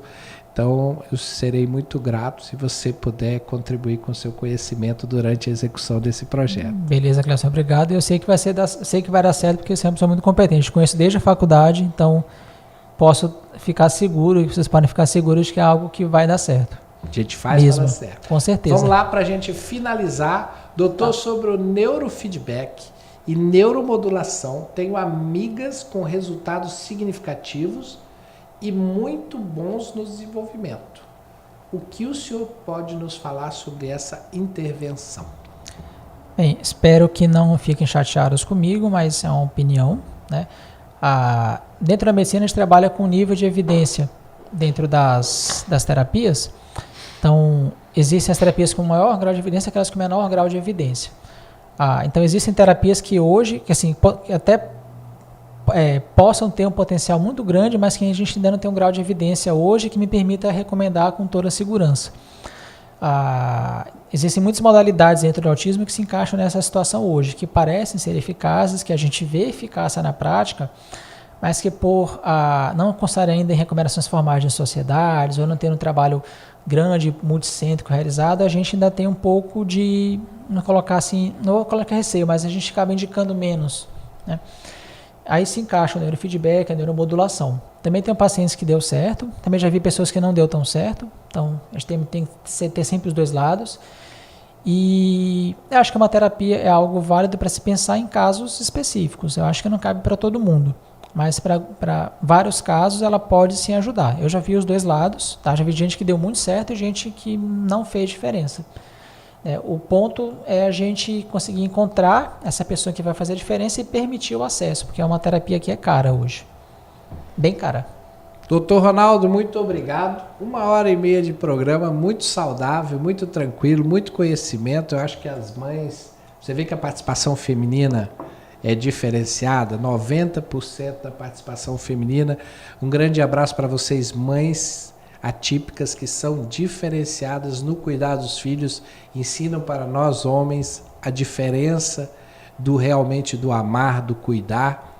Agradeço de coração a todas vocês por participarem junto conosco. Vou colocar o Dr. Ronaldo aqui para fazer suas considerações finais, dizer onde ele está, o seu consultório, e quando ele abrir a agenda, estará disponível para todas vocês. Um grande abraço, Ronaldo. Pode fazer suas considerações finais e, de coração, a todo o público que nos assiste, obrigado pela aceitação de vir aqui contribuir e disseminar um pouco do seu conhecimento conosco. Cléber, eu sei que eu agradeço novamente o convite. Vamos marcar assim para vir outras vezes. A gente tem muita coisa para falar ainda. Hoje em Manaus eu atendo somente na Clinimed Aparecida e em Boa Vista na Clínica Saúde e Vida. No meu perfil no Instagram tem o contato das duas, fica mais fácil de procurar por lá. Pode falar o perfil do Instagram. É o Dr. Ronaldo Rabelo.neurologista e Dr. DR, né? DR Ronaldo Rabelo, neurologista. E a questão das vagas foi o que eu falei. A gente precisou limitar, infelizmente, para não deixar as pessoas desassistidas. Garantir a qualidade. Tá? Exatamente. Não, é muito fácil, seria muito fácil abrir vaga para todo mundo e depois como é que essas pessoas vão voltar comigo? Eu não ia ter como fazer o segmento dessas pessoas. Então agradeço de coração o convite, agradeço de coração todo o suporte que foi feito hoje. É um tema que eu realmente gosto muito, sou suspeito para falar. É uma coisa que, como eu falei, apareceu na minha vida e foi assim, uma identificação muito grande. Algumas pessoas já me perguntaram se eu tenho diagnóstico, eu não tenho, tá? Não sei se eu tenho alguma coisa. Então não é por isso que já me perguntaram, se eu tenho? Eu falei, rapaz, não sei, nunca fui atrás, eu não posso me testar, eu não posso me avaliar, né? Eu faço de coração, eu realmente gosto de atender, eu gosto de atender as crianças, como eu falei, brincando, mas é verdade, criança é legal porque criança não mente. Então, o que a criança te mostra na consulta é como ela é de fato. Eu costumo brincar, por exemplo, quando uma criança não está andando, cara, porque ela não está andando, porque ela não consegue andar. Porque se ela conseguir andar capenga, ela vai andar capenga. Se ela puder andar uma perna dobrada, esticada, ela vai dar um jeito de andar. Então, a criança, ela tem essa coisa legal. Não faz charminho, né? Isso depende. Não, claro que faz, mas assim, a criança, no geral, ela te mostra como ela é de fato. Isso é uma coisa legal quando você atende, porque facilita a sua consulta, né? Isso mostra o que ela é, o que ela tem, o que ela não tem, a relação, por exemplo, na consulta a gente consegue... Ela mais raramente simula, né? Que o adulto simula claro, mais, claro, né? Sim, existe, a gente sabe que existe. Mas a criança ela é muito verdadeira. Então é uma coisa que sempre me atraiu em atender crianças e hoje, assim, eu sou muito feliz com o que eu faço. É cansativo, mas eu gosto. Parabéns. Dr. Ronaldo Rabelo, agradeço de coração pela sua presença, agradeço o apoio do Alexandre, a todas as pessoas que participaram conosco nesta noite de 22 de maio de 2023 no nosso podcast Ciência e Cidadania. Um grande abraço a todos, que Deus acalente o coração de cada um e espero vocês no próximo programa. Boa noite.